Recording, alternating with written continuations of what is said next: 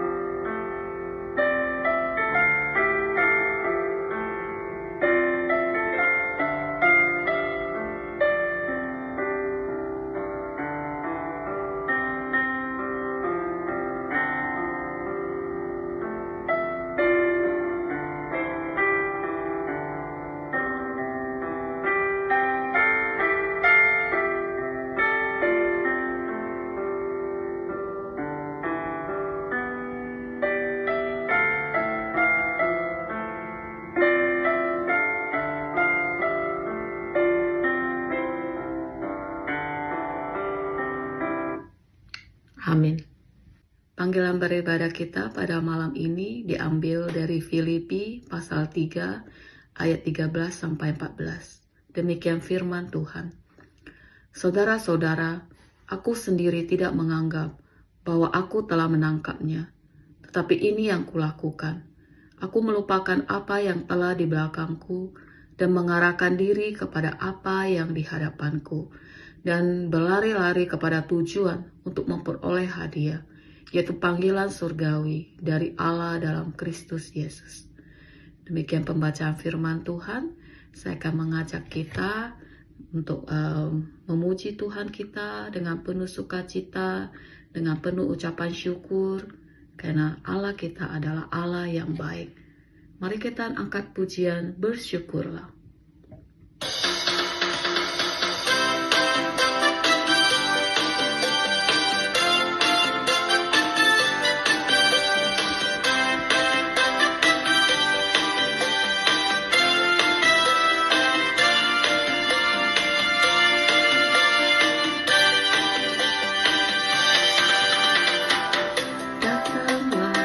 Kebaiknya dengan hati bersyukur ke dalam pelatarannya, dengan hati bersuka rasakan dan lihatlah betapa baiknya Tuhan bagi yang berlindung padanya. Akan bersorak-sorak, bersorak-sorak, bersyukurlah kepada Tuhan, sebab Dia baik, bahwasanya untuk selamanya kasih setianya. Bersyukurlah kepada Tuhan, sebab Ia baik, bahwasanya untuk selamanya kasih setianya. Datanglah kebaiknya dengan hati bersyukur ke dalam pelatarannya, dengan hati bersuka rasakan dan lihatlah betapa baiknya Tuhan bagi yang berlindung padanya. Akan bersorak-sorak, akan bersorak-sorak, bersyukurlah kepada Tuhan, sebab Dia baik, bahwasanya untuk selamanya kasih setianya. Bersyukurlah kepada Tuhan, sebab Dia baik, bahwasanya untuk selamanya setianya. Bersyukurlah kepada Tuhan, sebab Dia baik, bahwasanya untuk selamanya kasih setianya. Bersyukurlah kepada Tuhan, sebab Dia baik, bahwasanya untuk selamanya kasih setianya. Bahwasanya untuk selamanya, bahwasanya untuk selamanya, bahwasanya untuk selamanya kasih setianya. Mari kita bersehati dalam doa pembuka. Bapa kami di surga, terima kasih, kami bersyukur kepada Engkau ya Tuhan, karena Engkau Allah yang baik. Engkau senantiasa memelihara kami, menjaga kami, memberikan kami kekuatan. Kami bersyukur dan berterima kasih Tuhan. Saat ini kami datang ke hadapan-Mu Tuhan, kami menyerahkan ibadah kami pada malam ini ke dalam tangan-Mu. Kiranya Tuhan yang boleh hadir, kami berdoa Tuhan, menyerahkan seluruh waktu ini ke dalam tangan-Mu. Berkati untuk hamba-Mu yang akan menyampaikan firman-Mu. Berkati juga setiap doa yang akan kami panjatkan nanti ya Tuhan. Kiranya Tuhan yang boleh turut bekerja, Tuhan yang akan menjawab sesuai dengan waktu dan kehendak-Mu ya Bapa. Kami berdoa menyerahkan semua di dalam tangan-Mu. Terima kasih ya Tuhan. Di dalam nama Tuhan Yesus, Juru Selamat kami yang hidup, kami berdoa. Amin. Shalom Bapak Ibu yang terkasih dalam Tuhan, selamat malam. Kita bersyukur boleh berdoa dan boleh merenungkan firman Tuhan. Tema renungan kita pada malam hari ini yaitu Bait Allah yang hidup. Natsnya terambil dari 2 Korintus pasal yang ke-6 ayat 14 hingga ayat 18. Bapak Ibu, jikalau minggu lalu Bapak Ibu ikut kebaktian doa, mungkin masih ingat bahwa kita merenungkan satu tema, yaitu kita adalah ciptaan baru. Natsnya terambil dari 2 Korintus pasal 5 ayat 17, di mana di situ dikatakan siapa yang ada di dalam Kristus, ia adalah ciptaan baru. Yang lama sudah berlalu, sesungguhnya yang baru sudah datang. Yang menarik bagi kita di sini dikatakan, siapa yang ada di dalam Kristus, ia adalah ciptaan baru. Saudara, artinya orang yang percaya Tuhan Yesus, dia menjadi ciptaan baru. Apa artinya kalau kita mempelajari Alkitab, kita tahu bahwa ciptaan baru itu artinya kita mengalami lahir baru. Kita dilahirkan kembali, lahir oleh Roh. Itu yang dijelaskan oleh Tuhan Yesus kepada Nikodemus di dalam Injil Yohanes pasal 3 ayat yang ketiga. Nah, setelah kita dilahirkan baru, maka kita memiliki hidup yang baru. Paulus menjelaskan arti dari hidup yang baru, yaitu kita mati terhadap dosa dan kita bangkit bersama dengan Kristus. Kita memiliki hidup kebangkitan, hidup yang baru. Itu tercatat di dalam Roma pasal 6 ayat yang keempat. Jadi orang yang percaya Tuhan Yesus menjadi ciptaan baru, dia mengalami lahir baru dan dia memiliki hidup yang baru. Itulah sebabnya di sini dikatakan yang lama sudah berlalu. Sesungguhnya yang baru sudah datang. Ada yang lama sudah berlalu, sudah hilang, sudah tidak ada lagi. Tapi kita memiliki sesuatu yang baru yang ada sekarang. Ini artinya terjadi satu perubahan antara seorang sebelum dia percaya kepada Tuhan dan sesudah dia percaya Tuhan. Terjadi perubahan pada diri orang itu. Selain terjadi perubahan, juga ada perbedaan ya, antara yang lama dengan yang baru. Yang lama sudah berlalu, sekarang yang ada yang baru, yang berbeda dengan yang lama. Jadi saudara, kalau kita ada di dalam Tuhan, kita percaya Tuhan Yesus, kita lahir baru, memiliki hidup baru, maka pasti hidup kita itu berubah. Hidup kita itu berbeda dengan aku yang dulu, yang belum percaya kepada Tuhan Yesus. Nah, hari ini kita akan merenungkan kelanjutannya. Setelah kita menjadi ciptaan baru, lalu apa yang harus kita perhatikan? Rasul Paulus mengatakan, janganlah kamu merupakan pasangan yang tidak seimbang dengan orang-orang yang tidak percaya. Sebab persamaan apakah terdapat antara kebenaran dan kedurhakaan, atau bagaimanakah terang dapat bersatu dengan gelap? Persamaan apakah yang terdapat antara Kristus dan Belial? Apakah bagian bersama orang-orang percaya dengan orang-orang tidak percaya? Apakah hubungan bait Allah dengan berhala? Karena kita adalah bait dari Allah yang hidup. Menurut firman Allah ini, aku akan diam bersama-sama dengan mereka dan hidup di tengah-tengah mereka. Dan aku akan menjadi Allah mereka dan mereka akan menjadi umatku. Sebab itu, keluarlah kamu dari antara mereka dan pisahkanlah dirimu dari mereka, firman Tuhan. Dan janganlah menjamah apa yang najis, maka aku akan menerima kamu.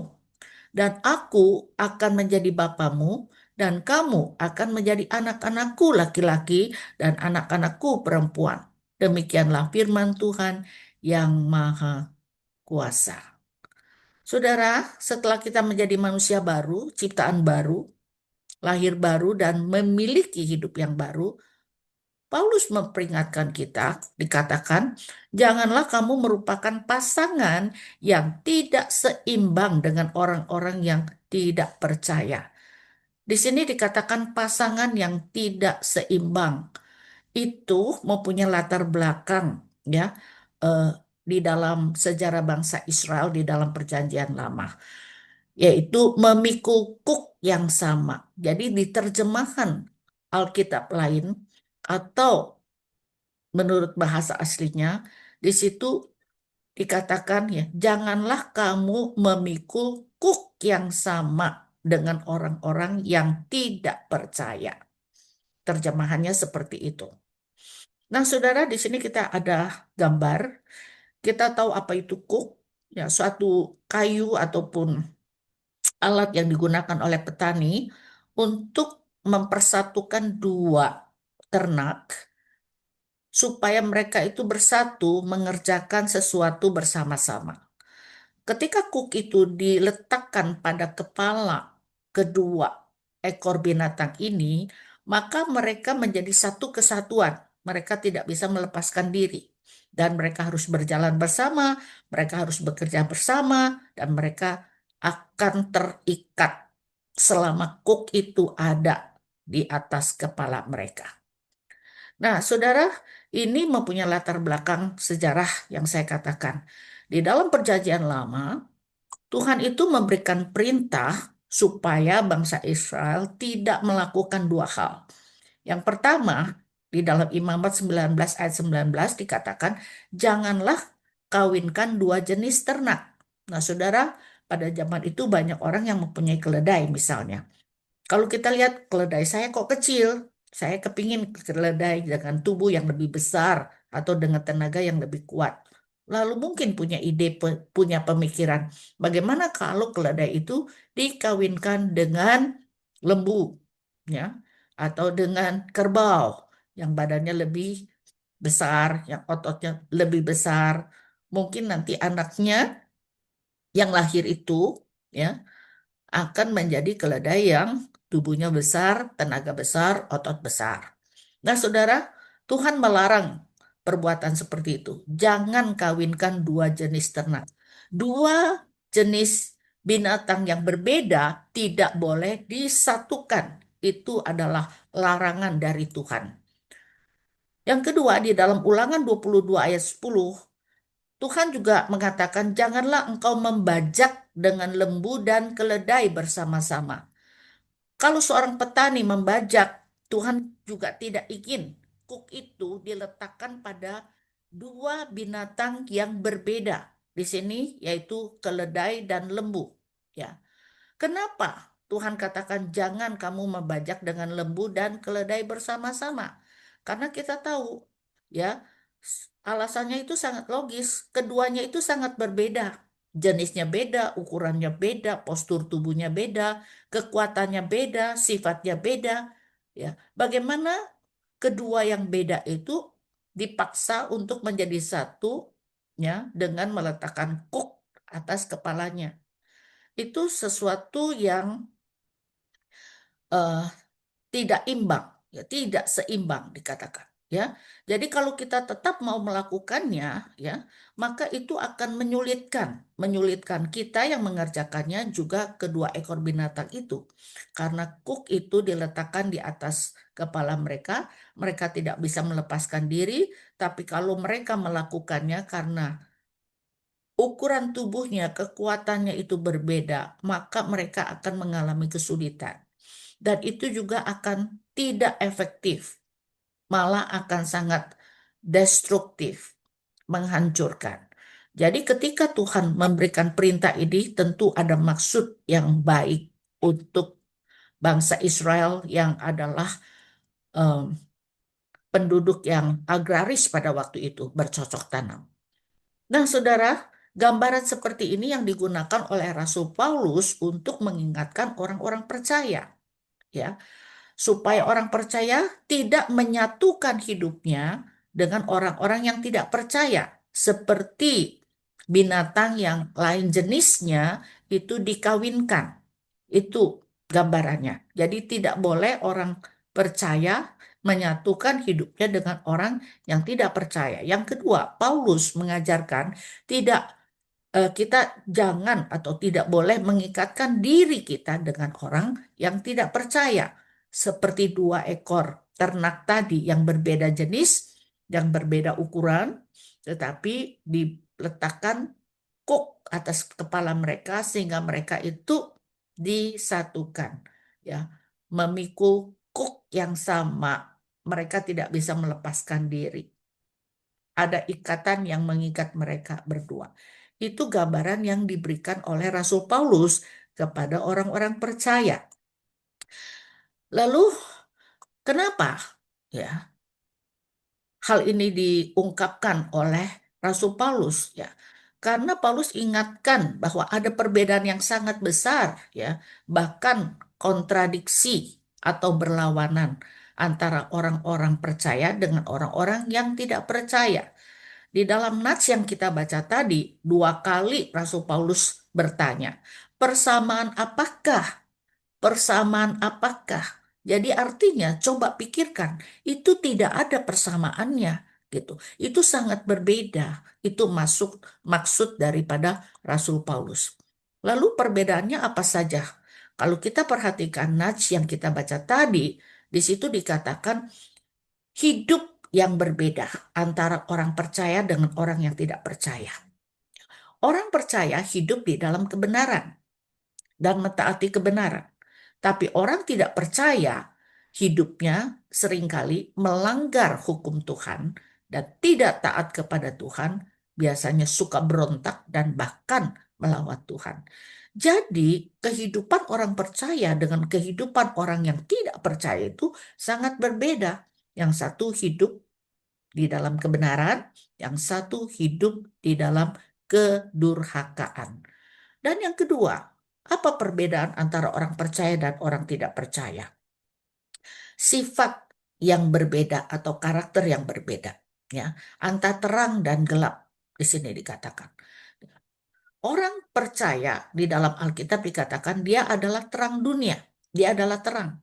Bahkan disebut sebagai anak-anak terang di dalam Yohanes. Oleh sebab itu, orang percaya hidup di dalam terang.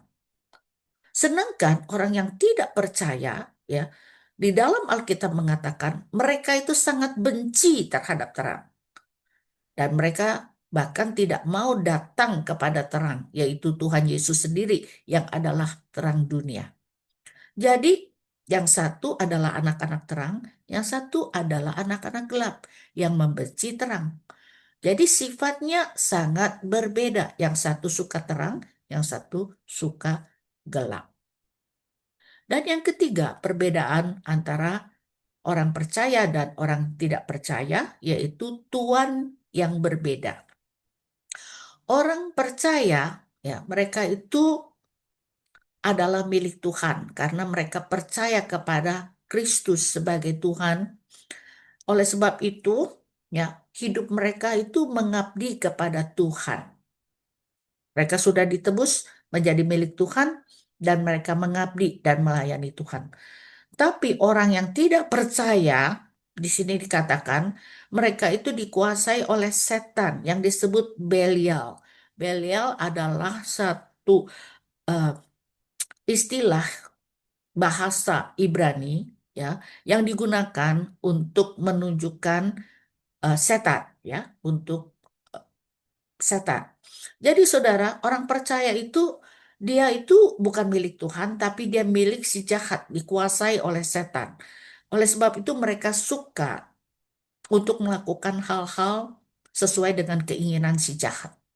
Jadi saudara, siapa tuan daripada orang percaya? Yaitu Tuhan Yesus atau Kristus. Siapa yang menjadi tuan bagi orang yang tidak percaya, yaitu si jahat atau setan. Jadi perbedaannya kita lihat sangat kontras, ya, antara Kristus dan Belial atau setan. Itulah sebabnya Tuhan Yesus mengatakan tidak seorang pun dapat mengabdi kepada dua tuan. Kamu tidak dapat mengabdi kepada Allah dan kepada Mamon. Jadi saudara, kita sebagai anak Tuhan yang percaya Tuhan sudah menjadi milik Tuhan dan menjadikan Tuhan Tuhan kita, kita tidak boleh menjadi satu dengan mereka yang tidak percaya. Karena apa? Tuhan kita berbeda. Dan yang ketiga, yang keempat, apa perbedaan antara orang percaya dan orang tidak percaya? Ada iman yang berbeda. Ya. Ayat yang ke-15 dikatakan bahwa orang percaya beriman kepada Tuhan Yesus Kristus sebagai Tuhan dan Juru Selamat. Jadi, hidup mereka fokus kepada Tuhan. Mereka sikapnya hormat dan takut akan Tuhan serta taat kepada Tuhan. Karena fokus hidup mereka yaitu Tuhan. Tapi, ya, orang-orang yang tidak percaya fokus hidupnya bukan kepada Tuhan karena mereka tidak percaya kepada Tuhan. Biasanya mereka fokus hidupnya kepada diri mereka sendiri, mengandalkan kekuatan, kemampuan dirinya sendiri, melakukan apa yang dia inginkan, dan mengejar apa yang dia anggap baik. Jadi saudara, itu beda antara orang yang percaya dan orang yang tidak percaya. Fokus hidupnya satu Tuhan, yang satu dirinya sendiri, karena dia tidak percaya kepada Tuhan. Dan yang terakhir, apa perbedaan antara orang percaya dan orang yang tidak percaya? Ada perbedaan identitas diri, ya. Dikatakan bahwa orang percaya adalah bait Allah yang hidup. Karena apa? Karena Roh Allah tinggal atau diam di dalam diri orang percaya. 1 Korintus 3 ayat 16 dan juga pasal yang ke-6 ayat 19 menjelaskan hal itu. Ya. Dan Tuhan Yesus sendiri berkata di dalam Yohanes 14 bahwa Tuhan ada di dalam diri orang percaya. Karena kita juga berada di dalam Tuhan. Jadi orang yang tidak percaya itu mereka tidak eh, mereka tidak memiliki roh Tuhan, ya. Tapi yang ada di dalam hati mereka yaitu sesuatu yang menggantikan Tuhan. Sesuatu yang menggantikan Tuhan, yang menguasai diri orang itu yang disebut berhala. Jadi apa yang ada di dalam diri seorang yang tidak percaya, ya, bukan roh Tuhan, tapi berhala-berhala, keinginan-keinginan, sesuatu yang menggantikan Tuhan dalam hidupnya. Ya, itu bisa berbentuk dirinya sendiri atau uang, kekayaan, kedudukan, kekuasaan, pekerjaan, hobi, dan lain sebagainya. Jadi saudara, itulah identitas yang berbeda dari orang percaya dan orang yang tidak percaya. Jadi saudara, kita lihat secara singkat ada 5 perbedaan yang besar antara orang percaya dan tidak percaya. Hidupnya berbeda. Satu, berdasarkan kebenaran, yang tidak percaya itu hidup dalam kedurhakaan. Mereka mempunyai sifat yang berbeda. Satu suka akan terang, ya. Yang tidak percaya suka akan kegelapan. Mereka mempunyai Tuhan yang berbeda. Orang percaya menjadikan Tuhan Tuhannya, tapi orang yang tidak percaya menjadikan setan atau roh jahat Belial sebagai tuannya dan mengikuti keinginannya. Dan yang keempat, iman yang berbeda. Orang percaya itu percaya kepada Tuhan. Tapi orang yang tidak percaya itu tidak percaya kepada Tuhan, tapi percaya pada dirinya sendiri. Yang kelima, identitasnya berbeda. Ya, orang percaya dia adalah bait Allah karena Roh Allah tinggal di dalam dirinya, di dalam hatinya. Dan dia adalah bait Allah yang kudus, yang hidup. Tetapi mereka yang tidak percaya kepada Allah, ya, di dalam dirinya yang ada atu ialah berhala. Sesuatu yang menggantikan posisi Tuhan dalam hidupnya.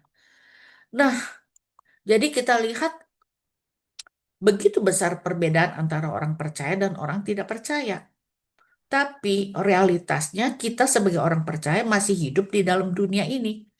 Kita hidup di tengah-tengah orang yang tidak percaya. Kita berhubungan dengan mereka yang tidak percaya setiap hari, ya. Apakah kita harus melarikan diri, kita harus mengungsi, atau kita harus menyendiri? Tidak. Tapi dengan nasihat Paulus ini, Paulus ingin memberikan peringatan kepada kita supaya kita waspada di dalam menjalani kehidupan kita, ya. Karena apa? Kita dengan orang yang tidak percaya itu sangatlah berbeda, ya. Jadi pada bagian akhir dari nats yang kita baca tadi, Paulus mengatakan supaya kita keluar dari antara mereka, keluar dari antara orang-orang yang tidak percaya itu. Artinya, kita jangan menjadi satu kelompok, menjadi satu dengan mereka, orang yang tidak percaya, ya. Kita harus keluar dari kelompok itu. Artinya jangan menyatukan diri, jangan menyatukan hidup kita dengan mereka. Dan yang kedua, Paulus menasihatkan kita jangan menjadi sama dengan mereka. Pisahkan dirimu dari mereka, ya. Karena kita sudah menjadi ciptaan baru, kita berbeda dengan mereka. Jadi jangan kita menjadikan diri kita tuh sama seperti mereka. Pisahkan dirimu, itu kata Paulus. Dan yang ketiga, supaya kita jangan sampai najis, ya, jangan menjadi najis, jangan menjamah apa yang najis, jangan melakukan satu perbuatan tindakan yang membuat diri kita, hidup kita menjadi najis. Artinya kita harus menjaga kekudusan.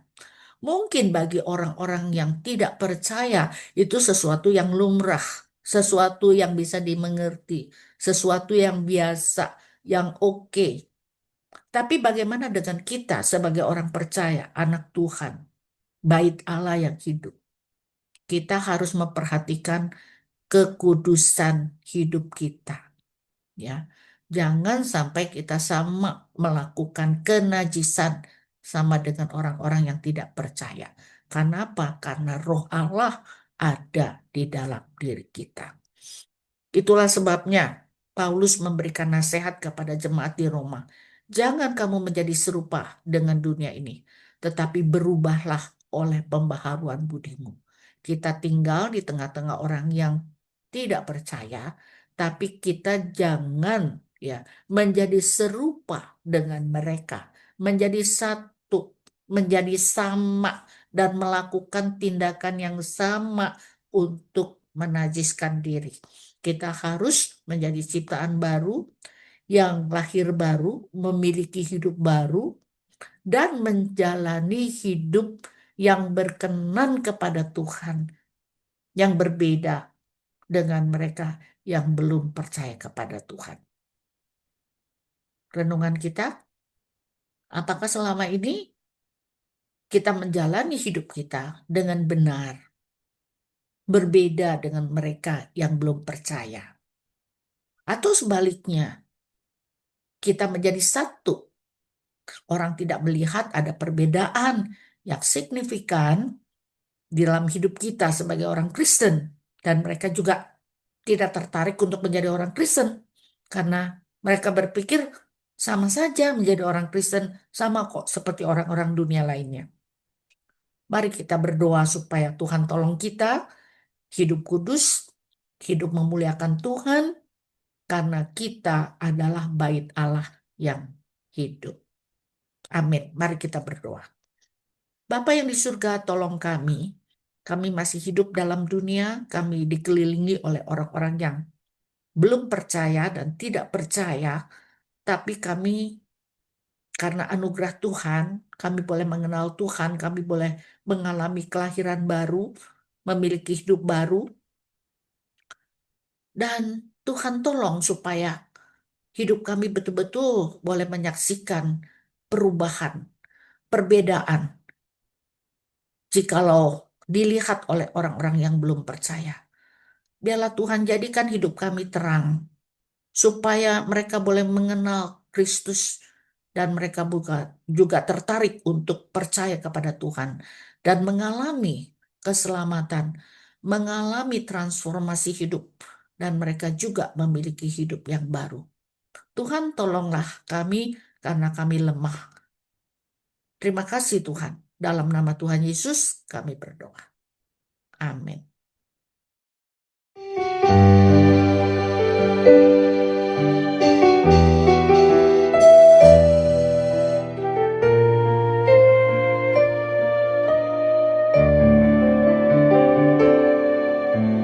Dia Yesus telah mati bagiku. Dia Tuhan selamatkan jiwaku. Bagi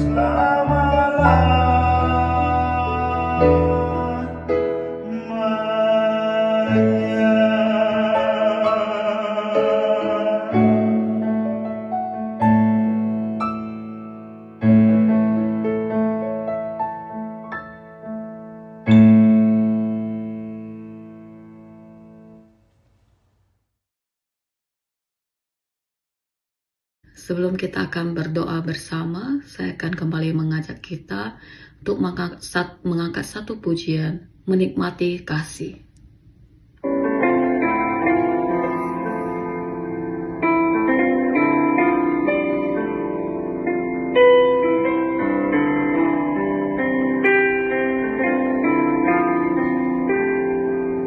Saat indah ku berhadapan denganmu,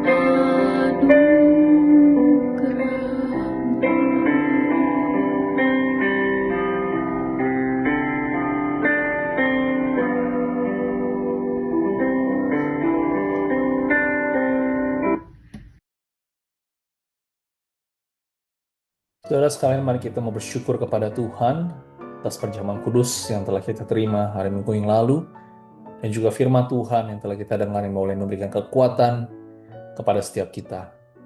Kita juga mau bersyukur saudara untuk penyertaan Tuhan sampai pada bulan November ini. Tuhan telah memimpin kita sepanjang tahun sampai hampir di penghujung tahun di tahun 2025. Mari kita bersyukur atas kebaikan Tuhan, berkat rohani, berkat jasmani yang telah kita terima. Mari kita memuji, memuliakan, bersyukur kepadanya.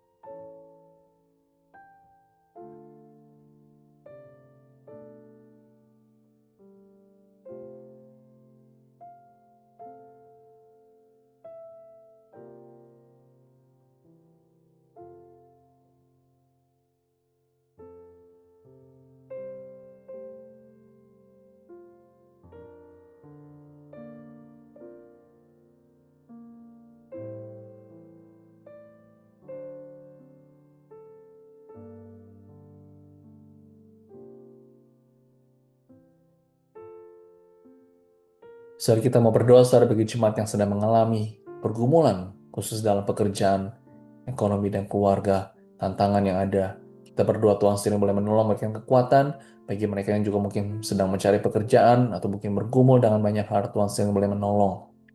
Berdoa juga saudara agar jemaat bertumbuh dalam iman, dalam pengharapan, dan juga kasih, boleh menjadi saksi Kristus dimanapun mereka berada. Mari kita berdoa akan hal ini.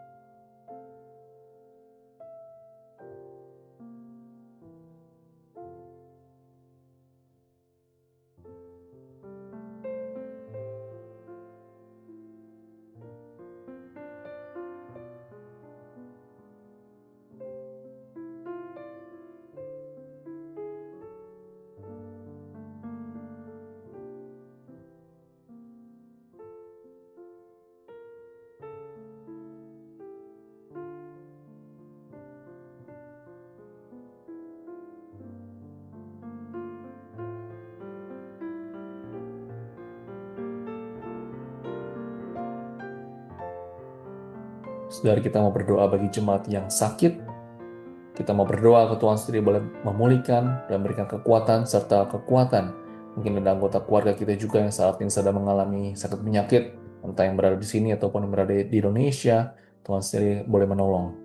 Kita juga mau berdoa saudara, aku sebagai keluarga kita, bagi anak-anak kita dan juga cucu, agar mereka tidak meninggalkan iman mereka dan mereka boleh menjadi generasi yang takut akan Tuhan. Kita berdoa akan hal ini.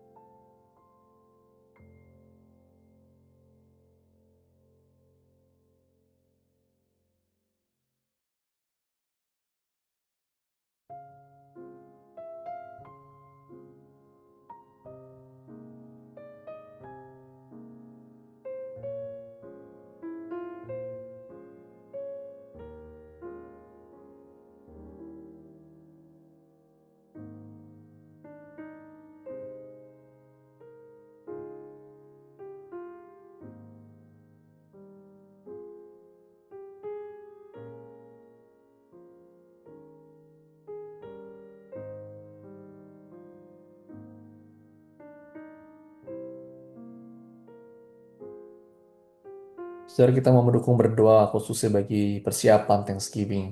Doakan saudara untuk panitia yang sedang mempersiapkan dan segala hal-hal yang perlu dipersiapkan, kiranya Tuhan sendiri boleh menolong. Doakan juga saudara untuk kedua pembicara, Pak Peter Tikuhalo dan juga Pendeta Yeremia. Tuhan sendiri boleh menolong dalam segala persiapan yang boleh menjadi berkat bagi setiap jemaat. Berdoa juga saudara bagi jemaat yang menghadiri dalam Thanksgiving agar Tuhan lindungi, dan juga ketika pada hari nanti mereka juga boleh mendapatkan berkat Tuhan lewat Thanksgiving Retreat. Mari kita dukung berdoa saudara akan hal ini.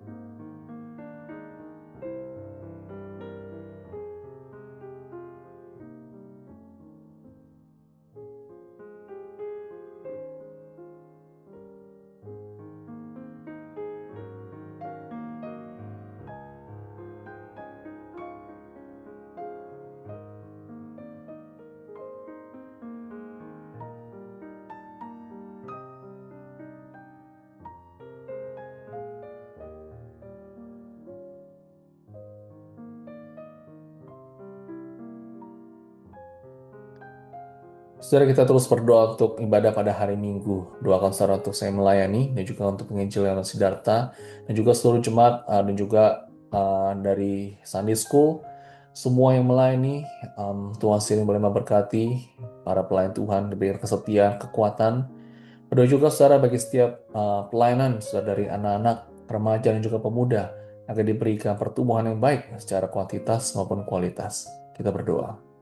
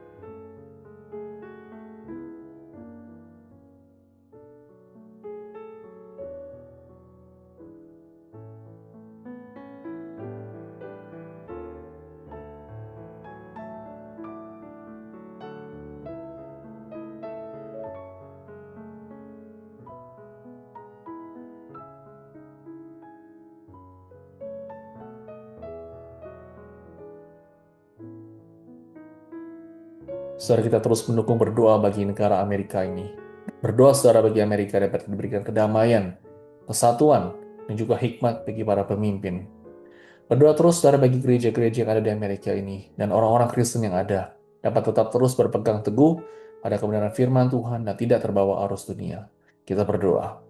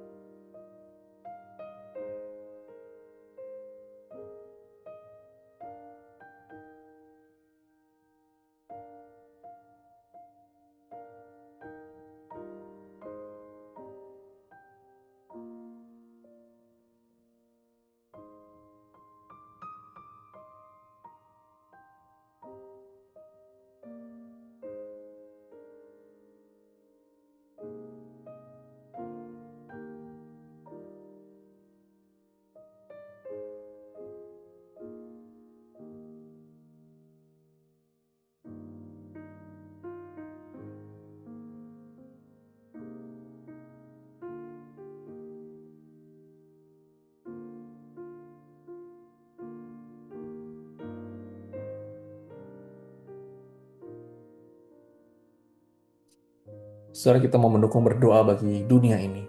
Berdoa bagi para misionaris dan hamba Tuhan di seluruh dunia, agar Tuhan melindungi dan mencukupkan mereka. Berdoa juga saudara bagi pertumbuhan gereja-gereja yang ada di dunia ini, dan juga khususnya bagi di Indonesia, agar Tuhan terus boleh memberikan mereka kekuatan, khususnya bagi mereka saudara yang teraniaya, yang mengalami kesulitan ketika mereka harus beribadah. Kita mau berdoa saudara akan hal ini.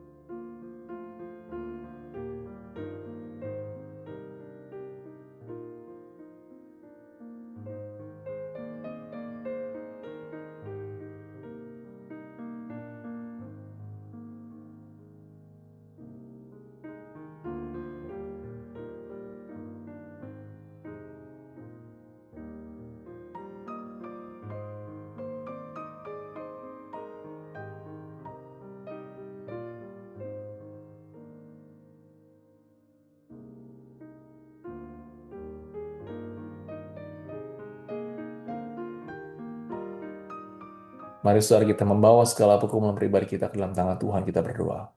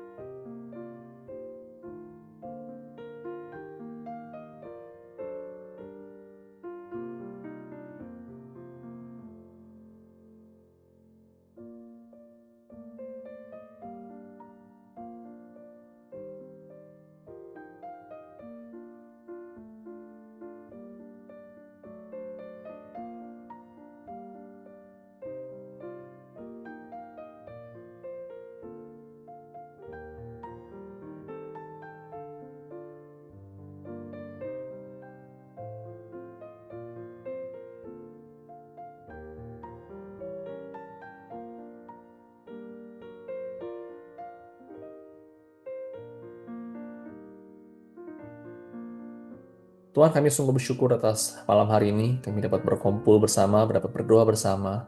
Kami rindu Tuhan agar Engkau terus boleh memberikan kami ketekunan di dalam kami berdoa. Kami tidak jemu-jemu berdoa, dan kami tetap terus mau mencari Tuhan dalam sepanjang kehidupan kami. Terima kasih Tuhan atas waktu ini. Berkati setiap kami dan Tuhan Yesus kami berdoa. Amin.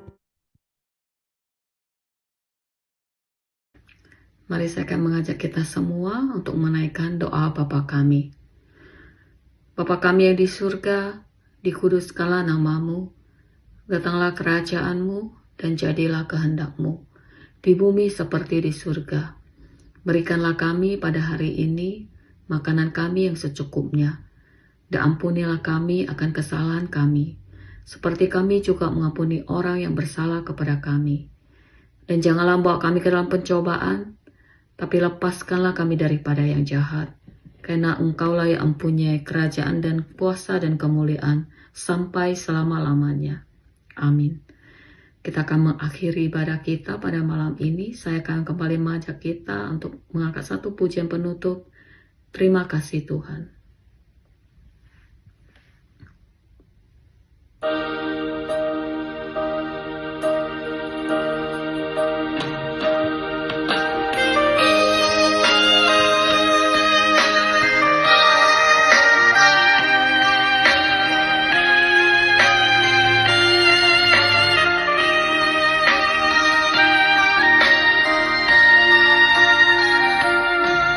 Terima kasih Tuhan untuk kasih setia yang ku alami dalam hidupku.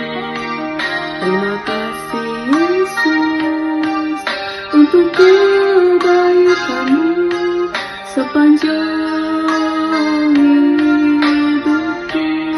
Terima kasih Tuhan untuk kasih setia yang ku alami dalam hidupku. Terima kasih Yesus untuk kebaikan-Mu sepanjang hidupku. Terima kasih Yesusku buat anugerah yang Kau beri setiap hari ini. Tuhan adakan syukur bagimu.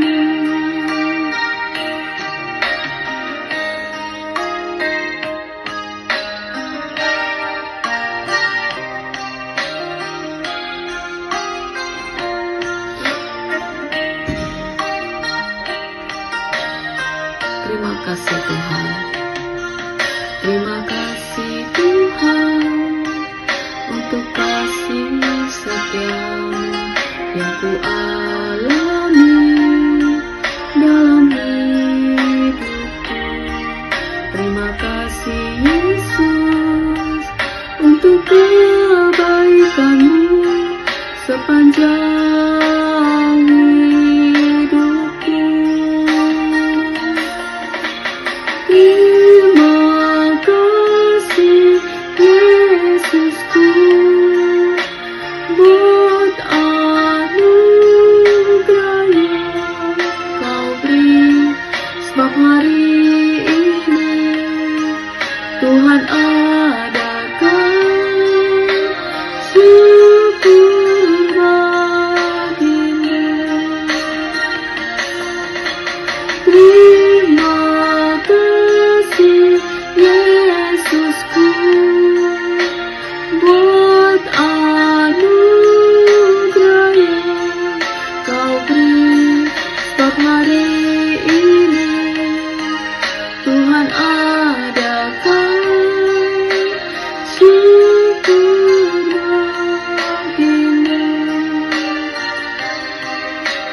Syukur bagimu.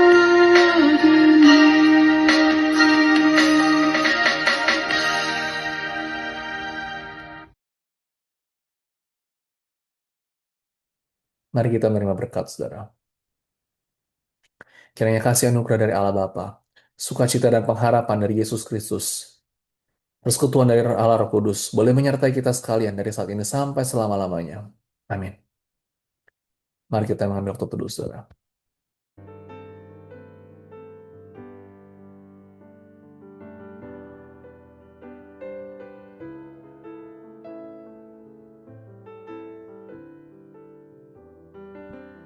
Demikian kebaktian doa saudara pada malam hari ini. Sampai bertemu pada hari Minggu ini.